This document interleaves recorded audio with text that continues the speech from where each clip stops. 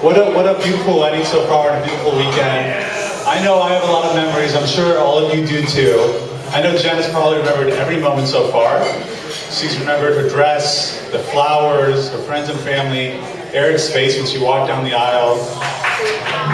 Eric, on the other hand, I'm not so sure. So before I start my speech, I hope you guys just give me a moment. I want to capture something, some memory for Eric. So I'm just going to steal this. Juana, you just put this up to your Facebook, to your mouth real quick. To your Facebook. Facebook! Got it? 1 second. Photos of me eating.com.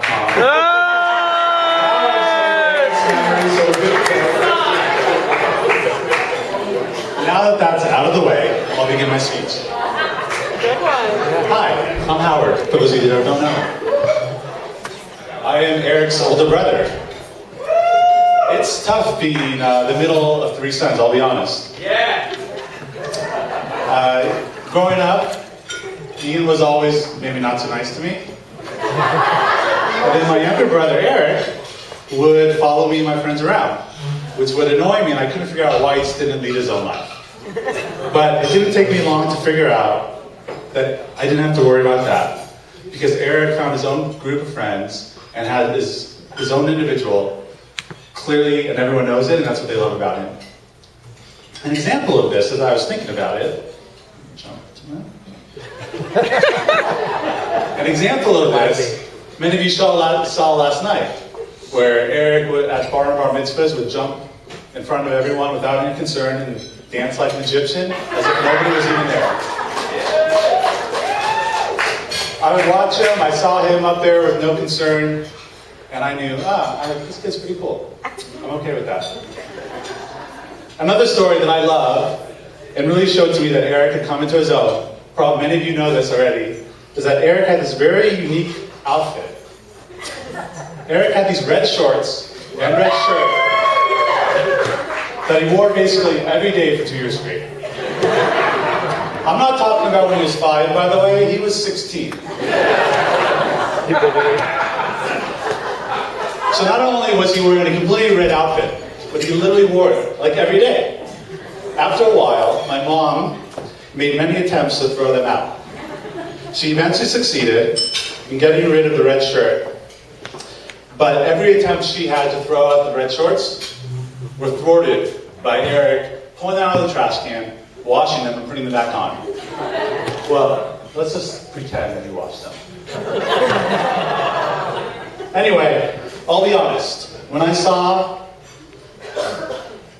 him in this outfit every day, I thought, this kid's a little bit odd.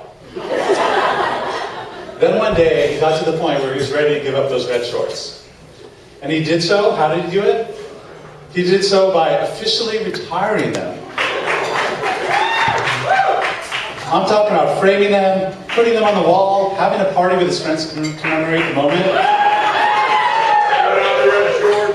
Including even having a sign next to the red shorts that said break in case of emergency. When I heard about this, I thought, wow, this kid's a genius. I only wish I had thought of it first. I love the idea. I had these Laker shorts that I used to wear all the time. And I would have loved to have retired them. But Eric beat me to it, and he did it in fashion. So now, while my Laker shorts are crumbled in a ball in the back of my closet, Eric's shorts are as pristine as they were 12 years ago, encased on his wall. Wow. That is until now.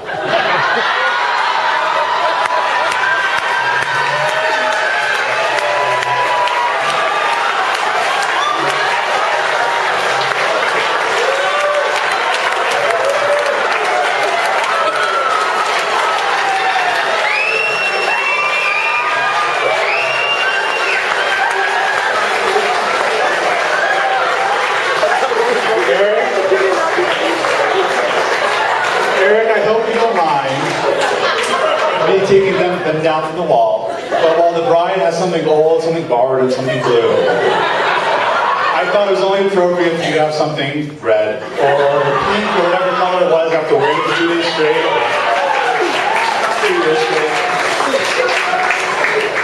And Jenn, if my taking it out of the casing in any way inspires Eric to wear it again, I apologize in advance.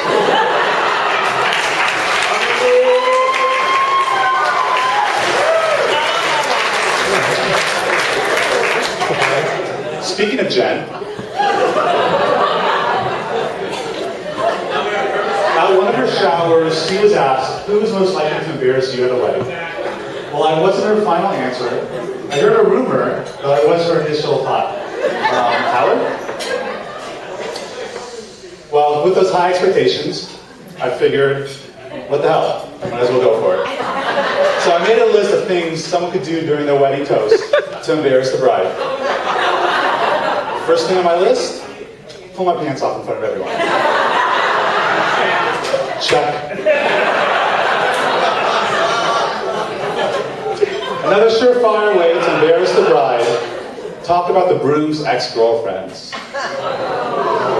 So let me tell you about one of Eric's exes. I wasn't called at the time, so I didn't know her that well. But Eric's high school girlfriend was great. Now, her name escapes me at the moment. She was cute, smart, and clearly head over heels for my brother. They met at a high school dance when they were each there with someone else, and soon afterwards they started dating. But like most high school romances, you move on to far apart colleges, and it's hard to keep the flame going. And eventually, Eric and this girl broke up.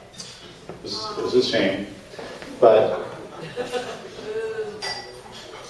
the same group? Really?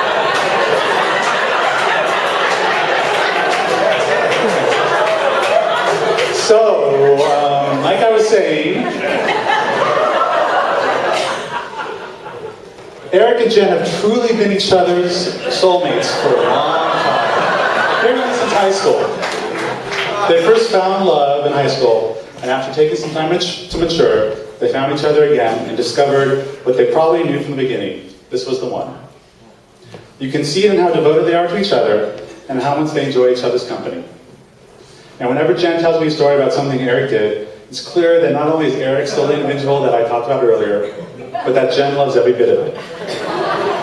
I know the two of you are going to be so happy together, and I'm so happy to have Jenn as part of the Smithson family. So if all of you will now raise your glass to the toast to the bride and groom, the time.